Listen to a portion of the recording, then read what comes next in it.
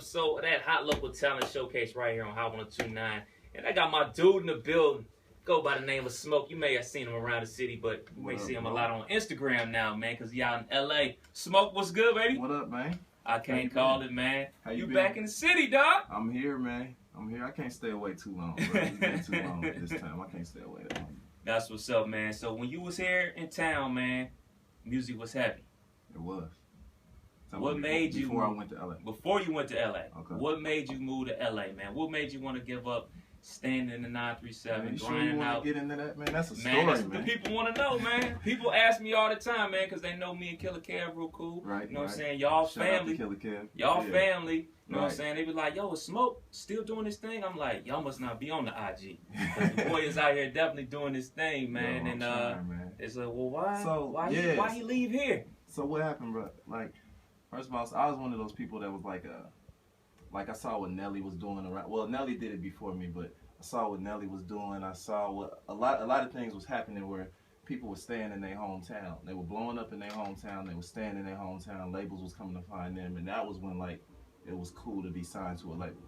So at first, you know, you saw what we was doing. We had the city moving around here, and I'm like, I'm not going nowhere. I had the homie who's in town now, Tony Rock. Mm-hmm. He you know, he caught wind of the music, and he was trying to convince me to move for like 2 or 3 years before I ever left.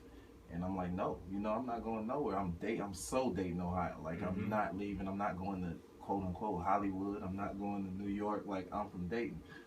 It just got to a point, man, where it got so repetitive. We was selling out shows here at the clubs in Dayton. We was doing a lot, and nothing was happening. It was helping for the moment, but nothing was happening. Nothing long term. Yeah, so I'm not a person that ever allowed myself to be stagnant. Mm-hmm. So after 2 years of that, it was like, yo, I have to go somewhere else. Nobody's checking for Dayton, Ohio. So I'm going to just take Dayton, Ohio somewhere else and bring it back. And it kind of worked. Okay, so how's the music situation different between Dayton, Ohio and LA? Man, okay, so just keeping it 100. Please do. Keeping it all the way 100.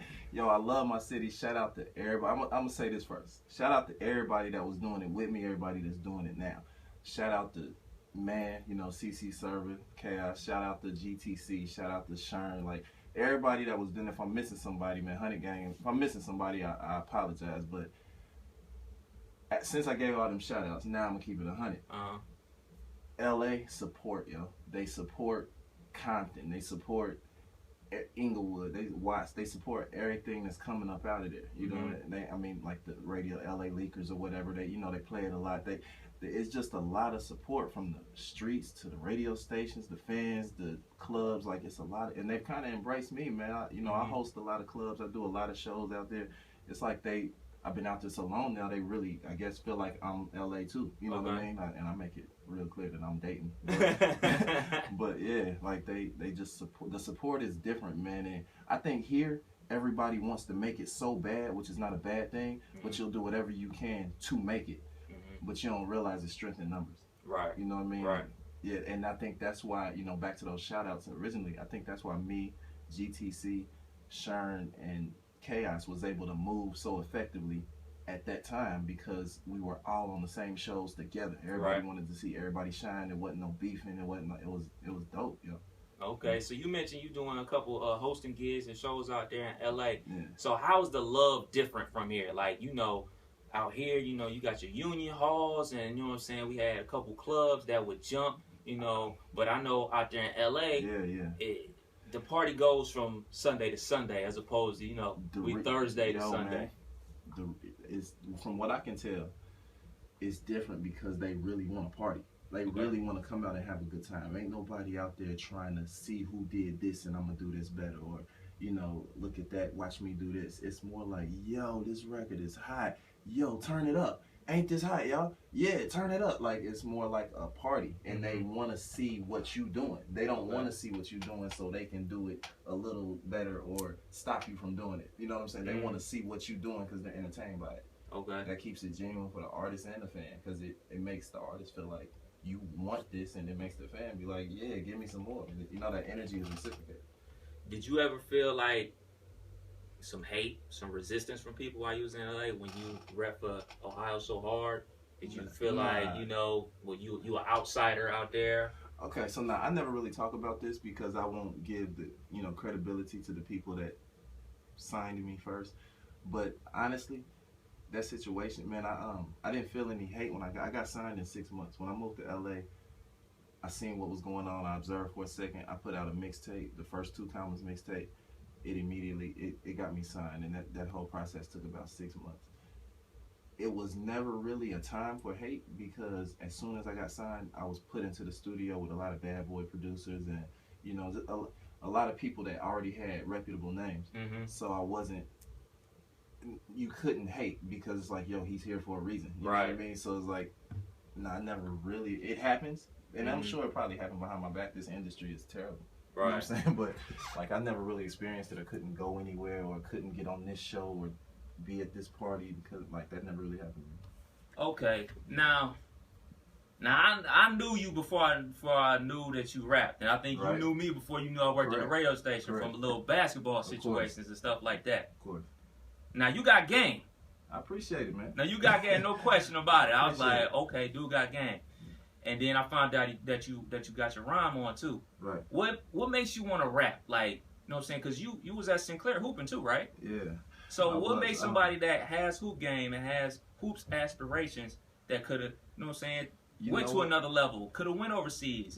What makes you want to, like, forget b-ball? I want to rap. I want to go into the studio.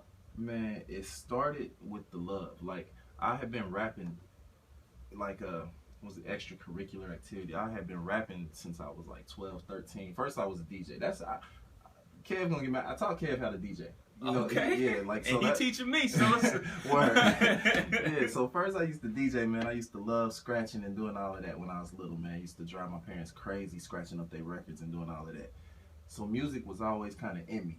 And then, basketball is what I was born with. And that's how everybody knew me, all of that.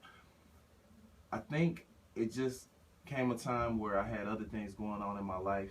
The semi-pro basketball thing slowed up a little bit. Doc City, Doc City, man. He heard some demos I had been making, and he was like, "Yo, bro, we could really run with this." Like, I'm like, "Get out of here, man!" Like, I cut hair, but I play ball. Like, I'm not a rapper. I'm not none of these other guys, whatever. And he like, "Nah, bro, just give it a chance, man. I gotta hit." That's where balling came from. He's like, "I got something in my head. I'm gonna lay the hook down. I want you to record it. We're gonna put it out. We're gonna see what it do." It went crazy in the city. Balling went crazy. Videos. This happened to me. I didn't pursue this at first. You know what I mean? Like, it really that's how it happened. Doc said, "You should try this." We did it. The city received it. And I'm like, this is making more noise and money for me than basketball now. So it's getting paid to do all them cream shows and, all of that stuff. I'm like, all right, and it just got serious and serious. So it's not like I really. Now, I will say this. When I first met you, you know what I'm saying, you were like a shy, reserved type of dude when I first met you. You know what I'm saying? Now we speak and communicate a lot more, you know what I'm saying? You open up a lot more. So was that like being put into that spotlight, like just because your boys like, man, let's do it. Let's give it a shot. Like, was it something that came natural, or you was just like, still like, I don't know, man, this really ain't me. I'd rather be working on my jump shot or what? Nah, man, I'm a naturally reserved dude. I'm an only child. I'm a naturally reserved dude. But if I see it and I want it, I pretty much can do it. You know what I mean? And I just see, like, I saw the mistakes people were making when they do interviews, and I seen the mistakes people were making when they're on stage, like other rappers and whatnot. I was like, nah, you can't do it like that. I'm studying Lil Wayne. I'm studying T.I. Like, that's how you got to do it. You know what I'm saying? So I think I was just able to adapt. And the other thing where basketball ties into that is like my homeboy Los, man. Los coaching now and doing all that. He used to play with the Pacers, but he's like my mentor, man. And Carlos Knox, he's like my mentor. And he just taught me a lot about being a professional in basketball. You don't really realize how much professionalism goes across the board. Everything that he taught me basketball-wise applies musically. Like, you really have to wake up and do this and think about it at lunch and then do it right after you eat dinner and then go to sleep thinking about what you're going to do when you get up in the morning. Like, you really have to live this. People think you can make a hit song. Them cats that make a hit song on a humble, their careers end up humble-ish. You know what I mean? Like, but them cats that really do it, the J. Coles, the Kendricks, the cats that really, even the Tigers, you know what I mean? And it's so many I can name. The cats that really do it, they professionals all day long. It look like it's a party, but they professionals, bro. About that business. Yeah, man. So you out in LA, man, like when you met Tony Rock, and you said it took him 2 years to convince you to move out to LA. Well, actually, I was off. It took 4 because I met him in 07. I moved to LA in 11. Okay. Yeah. So, like, what was your thought process? What was you like? You just woke up one day and realized, yo, this ain't it? Or you just contemplating? Or literally woke up one day.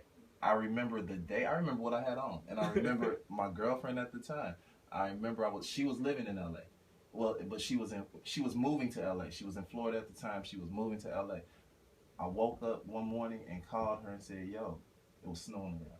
I said, I can't take this no more, man. Like, seriously, I was like, and it wasn't so much the weather, but that was like the after football season. Right. It was like, man, the Buckeyes done, man. It's going to be a long winter, dog. I'm out. Right, exactly, man. Yeah.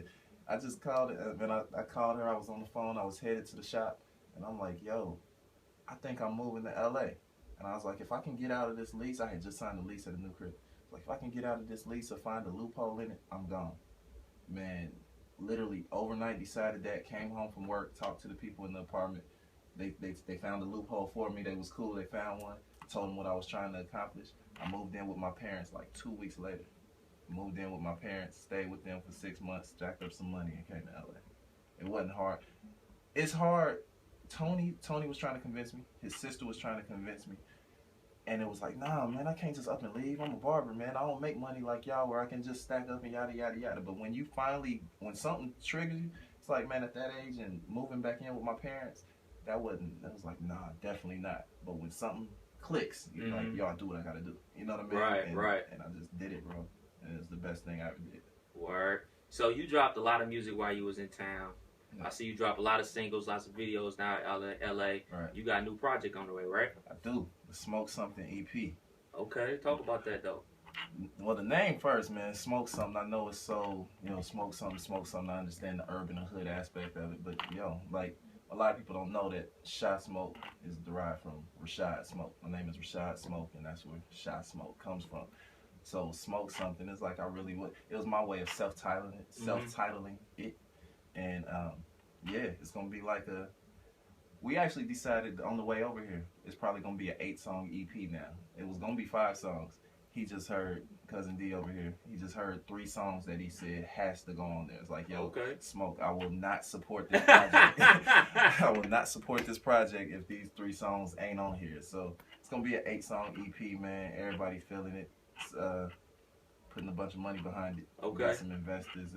We ain't doing the label thing, man. I'm independent and staying that way. And now I can. We got some investors and we working, bro. That's what's up. Now, I was going to ask you about that independent life, man. I mean, the way things are nowadays, you don't need the labels. You don't need the Leors and all that stuff to, you know what I'm saying, take they cut. Right. You know what I'm saying, to big you up with social media and, you know what I'm saying, be able to produce and make music on your own. How has that changed the lane for you? Because I know before you mentioned, like, when you were in the city before, it was all about trying to get signed, trying to get that label behind you. Like, what's that thought process? Like, when did you realize, like, hey, man, I don't need them. Nah. I can do it myself. There's a misconception, K.DUB. I'm not going to say you need a label because you can, again, on a humble, you can put a song on YouTube, the right people can share it, and, you can be out of here. But in the real world, the real music world, you need money. You need capital. Some way to support your dream. The reason that I can say I'm not dealing with a label is because I have investors that care about me and believe in me. But outside of that, I would be looking for a label. You know what I mean? Right. I don't know where $80,000, $90,000 would come from. You know what I'm saying? It ain't gonna come from me. But nevertheless, I think that's why I can comfortably say that I don't need a label now, and I hope that it stays that way. But if something happened with these investors, man, I got some people at Atlanta. Got that backup plan. Ain't nothing wrong with a backup plan, dog. All right. What song you pushing off the new EP though? It's a song called Straight Up. Well, you know Saya. Mm-hmm. Yeah, so me and Saya still got the single that we had. We kind of did a soft release a little bit of it's called R&B, Real Business. But right. You know, we got that record, and we kind of did a soft release before, so we're gonna push it again during the time that we're releasing the Smoke Something EP. But I think the lead off song is gonna be a song called Straight Up. It's the second song, you know, there's an intro, and then the second song is called Straight Up. I think it's a real strong record. A lot of people love it, and that's what we're doing. Yeah. So that LA life, man, what's the crazy shit you were saying? Because I know you seen some crazy shit. Man, yo, I didn't know. So it sounded like we can talk. I heard you cuss. Let's get into it. That's why we take, baby. Let's get into it. The craziest shit. Outside of learning so much about how the industry works, like you learn that nothing is by accident. Mm-hmm. Everything is set up. Even relationships, man. Like relationships happen, but then people capitalize off of the relationships, and it turns into a job. You know what I mean? Like I think that's crazy. The drug scene is crazy. Like it's so common to see stuff that you didn't see in Dayton. And it's like, yo, really? Like right here beside me? Like that's, you know, like all right, do what you do, and you know, I want her. Come on. You know what I mean? But yeah, like man, it's a lot, yo. It's wild. And you know, one other thing is like the everyday hustle of people in LA, people in New York. Like I could, like in LA, I'm, you know, somewhere riding through North Hollywood or something, and you just see people with backpacks, people on skateboards, people on bikes. Everybody's going somewhere. Everybody's doing something. Everybody got on a uniform. They're trying to be chefs. They're trying to, you know, dance. It's so much. You get off the plane in Dayton, and it's just, and nothing's wrong with it. It's just a different culture. You know, like everybody's in a car. I'm not walking nowhere. You know what I mean? I don't have. Why I need a book bag? I got a trunk. You know what I mean? Like, yeah, it's a little. You know, that part to me is a little different and noticeable, but yeah, it's just a difference in culture, man. Mentality, maybe. What's the so producer wise, who's making these beats for you? Because I mean, you know, you got financiers. Yeah, but you know what, man? It's so much good music out there. Like G Money. G Money told me what he made last year. I said I'm about to start making beats. For real, like G Money ain't even. You know, he's not mustard yet, or, you know, like anything like that, but he told me what he made last year, man, and yeah, he's doing good. But G Money has always been my main producer. He's in Atlanta right now, so we got that whole internet relationship going on, and he's constantly sending stuff, and we got so many of the same people. But yeah, it's a lot of people, man. It's a lot of people on this. A lot of, I don't want to call them unknowns because they're known in LA and they're known to me, but like people that haven't really made substantial marks in the game yet. But yeah, I got a lot of different production, man, but for the most part, G Money has produced the Smoke Something EP. Okay. Yeah. Now, with you being out in LA, saying girls are aplenty, you know what I'm saying? You had a piece when you was here, I'm sure. I did. So, like, how do you handle a situation like that right now? Like, you know what I'm saying? I don't. The female, or plural, but we'll say female. The female that chooses to rock with me has to understand that I can't do the exclusivity and the, you know, and not even because you want to be not monogamous. It's because a relationship, sure, you know, you got on a ring. A relationship takes work, man. You gotta be there. Like you can't just say, all right, I'm married, or all right, I'm with you, and then never be there. And I'm never in LA. Like, I mean, I'm in LA all the time, but I'm never in LA. Like, I'm constantly traveling, constantly do stuff, and whoever that female is can't always come. Like, she might have to wear out love to make it to where she ain't gotta work and all of that. But right now, she still gotta work. She still gotta do things. So this just gotta understand, yo, when I'm here, it's us and we rocking. But if I'm not, please understand that I'm not, and I'll be right back. You know what I mean? Right. Yeah. And I know, you know, like you were saying, like the relationship situation out there. I mean, you know, I'm not from out there. I don't live out there, but just from what you see in the TMZ and everything like that, you said relationships are manufactured. You know what I'm saying? And You know what I'm saying? Have you been in a situation where somebody just want to be seen? They just want to be seen next to Smoke. Yeah, man. All the time. He the new dude in town doing but his you know thing. What? I'm not even gonna answer that arrogantly. I'm gonna say yeah all the time, but they usually want to be seen next to Smoke when Smoke is next to Kevin McCall, or when Smoke is next to Sire, or you know what I mean? Like when, like and a bunch of other people I can name. If I'm in the studio with so and so, but like that's a lot. That's when they want to be around and they want to try to get in. And you know, you the thing is, you know what they say, you can deal with anything as long as you know what you're dealing with. Right. And I think that is very true, because as long as I know your motives, then we good. Right. The problem is when I get confused. Right. You know what I mean? Right. Yeah, no, it's good vibes though. It's good people, man. And most of the people that I'm around are working towards something positive. So it's not really a lot of time to mooch off of people, and if they are what we would consider mooching, it's because they're trying to network and trying to get somewhere themselves, you know. So you mentioned that. So what is the end goal? What is the end goal for Smoke? Man, I'm good. Like I say it all the time. I'm good as far as where I live and the cars I drive and the things that I have. Like I'm really good. I want to make it to where my family is good. Like a lot of people do this for the money and the materialistic things and all of that, and I have fun with that stuff, but at the same time, I'm a person that gets jealous of certain things. Like one of the things I'm jealous of is the fact that Carmelo Anthony's mom don't have to work. Right. LeBron's mom don't have to work. Or even the dude at the end of the bench in the NBA, and I always related to basketball because that's where I come from, that's my world. But like the dude at the Della Vadova, Cleveland. Deli's mom don't have to work. You know what I mean? And this is a league minimum player. Right. Like, but $400,000-500,000 a year. His mom. So I'm like, why should his mom be more comfortable than my mom? Like, you know what I mean? Or why are my parents trying to figure out how they're gonna get the car fixed? All of that. So yeah, that's my motivation, man. Like every time I'm in, like there's pictures of my family in the studio for a reason. Every tattoo on my body has something to do with family to some magnitude.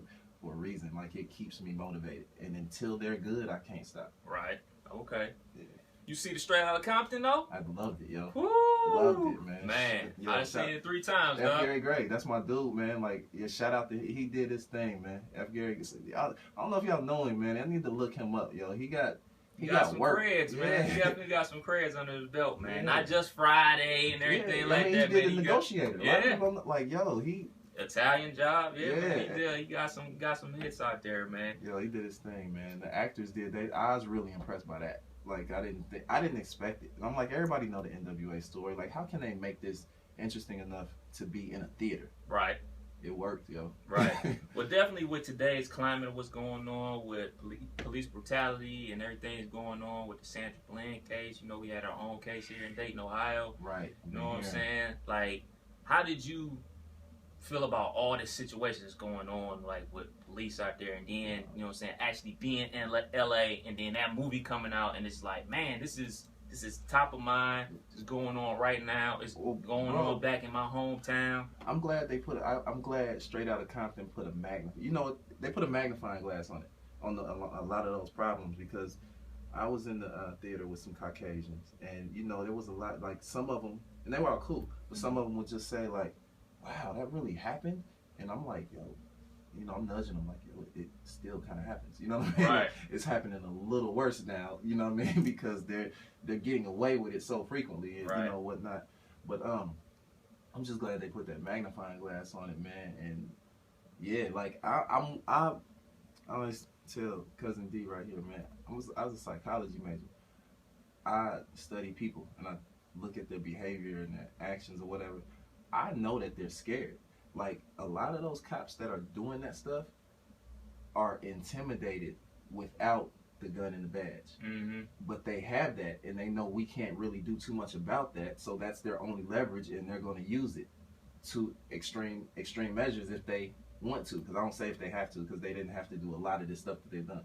But if they want to, I know that they're scared. We just have to find a way to stay together and, you know, like, keep them scared. You know what I mean? Like, keep them scared, man. Or find a better way to combat that problem, man. But, you know, like, I see it. I know that they're scared, and that's what people do when they're scared. They try to eliminate. What is the way to get rid of a bully?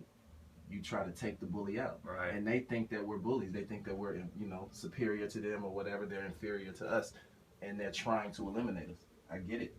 And by they, I don't just mean Caucasians or whoever else or ISIS or Muslims or anything like that. By they, I mean anybody that's scared of us. You know what I mean?